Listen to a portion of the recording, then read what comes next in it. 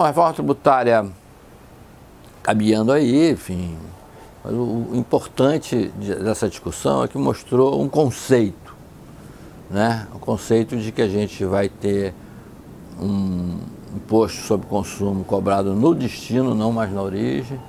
Isso resolve uma porção de problemas. Resolve questões de guerra fiscal, da tributação sobre exportação, porque como a exportação é fora do Brasil, não terá tributação sobre consumo, né? Isso é uma coisa importante. E há muita coisa para ser corrigida, adaptada, ajustada. E uma das vantagens dessa atual reforma é que ela tem um período de transição de mais ou menos 10 anos, né? Essa transição ocorrerá mais aceleradamente nos primeiros anos, mas tem 10 anos. Então a gente tem muito tempo para ajustar e para corrigir as coisas, para discutir. Serão muitas leis complementares, né? Porque o pessoal diz, não, daqui a pouco os estados, os municípios vão começar a botar jabuti nessa árvore, né? O jabuti vai subir na árvore e vai começar a desfigurar a reforma. Mas não, acho que o conceito principal é a redução do número de alíquotas, uma alíquota única básica, vai ter regimes especiais, mais a tributação no destino. E a gente pode avançar em outras áreas da reforma. O importante nisso tudo é que isso, junto com o arcabouço fiscal que o governo Lula propôs, né? A primeira vez que a gente sente um governo petista preocupado de fato em ter um arranjo das contas públicas, junto disso a gente criou horizontes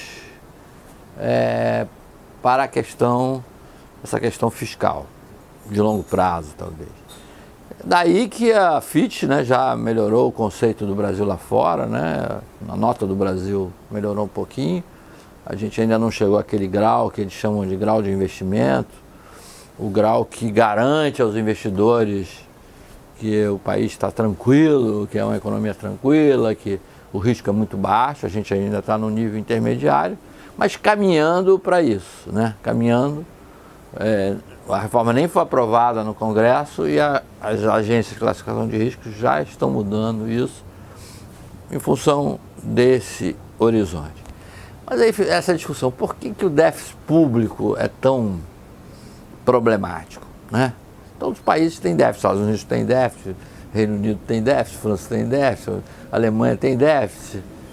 Por que isso é um problema? Bom, basicamente, do ponto de vista macroeconômico, é que a mola propulsora de uma economia é o investimento, né? O investimento representa talvez 1/5 do PIB, 1/5 da economia. Por que ele é tão importante? Porque ele multiplica a nossa capacidade de produzir e também ele aumenta a nossa produtividade. Uma economia não melhora as condições de vida para ninguém se a gente não melhora a produtividade. Quando a gente melhora a produtividade, ou seja, produz mais com menos, você permite ter mais lucros, mais salários, mais tributos, mais arrecadação, enfim, melhora para todo mundo. Então isso depende muito do investimento. E pelo conceito macroeconômico, o investimento depende da formação de poupança. A poupança que financia o investimento. E a poupança, por definição, é a parte da nossa renda que a gente não consome.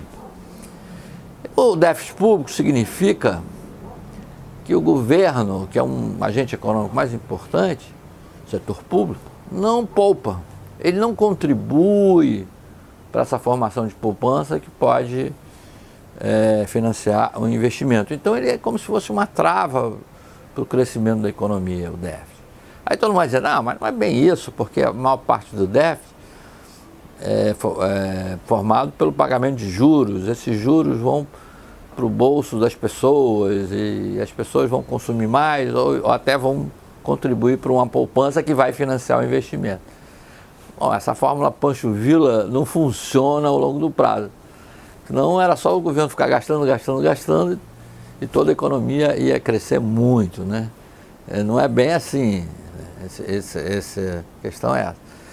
De fato, pode até atenuar, né, transferência de recursos, de capital, de renda para uma parte da população, a parte da população que está já quinhoada com muito dinheiro. Aí dizer, não, mas aí tem por outro lado, a parte do déficit é provocado pelo pagamento de salários de funcionários públicos, aposentadorias, enfim, e também transferências de renda via Bolsa Família. Então o déficit ele acaba ajudando a economia, teoricamente. Por que a gente vai brigar? Então, há um nível de déficit suportável. O nível de déficit suportável é mais ou menos a metade do que a gente tem. A gente tem um déficit da ordem de 6% do PIB, e o que a experiência internacional mostra é que um déficit suportável, dá para conviver, é em torno de 3% do PIB. A gente teria que cortar ele pela metade. Vai cortar como? Primeiro, criando condições para a taxa de juros cair bem, né? Desses 6% de déficit, 5% são 5 pontos percentuais são juros. É a dívida crescendo, rolando, e a gente vai jogando para frente. Então a gente precisa diminuir esse processo, criando condições para pagar menos juros. Daí que o governo precisa fazer um superávit primário, quer dizer, a arrecadação dele tem que ser maior do que ele gasta. Algo em torno de 1 a 2% do PIB. Se ele cria isso, ele cria condições para as taxas de juros caírem, a inflação diminuir, etc. e tal. Eu acho que o Brasil está caminhando um pouco nessa direção, né?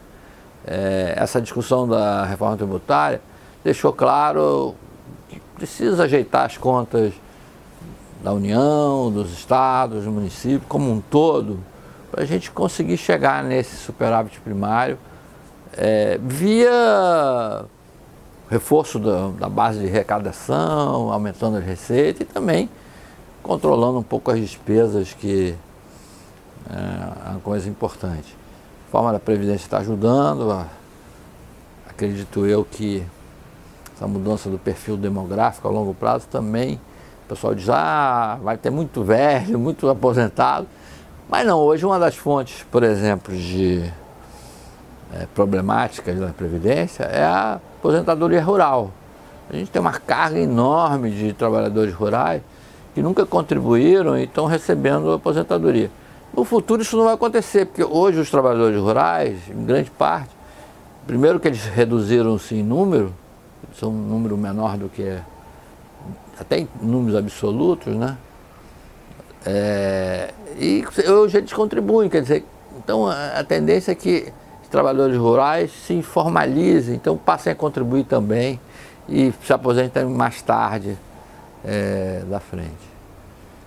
Estou sendo muito otimista aqui e de fato estou, porque eu acho que, independentemente do governo, Lula, ou seja lá quem for, as condições hoje do Brasil são de que a gente, se não fizer nenhuma besteira, né, sempre tem esse risco, de que a economia possa realmente crescer a um ritmo de 2, 3% ao ano, daqui para frente, investindo em infraestrutura e também melhoras das condições sociais.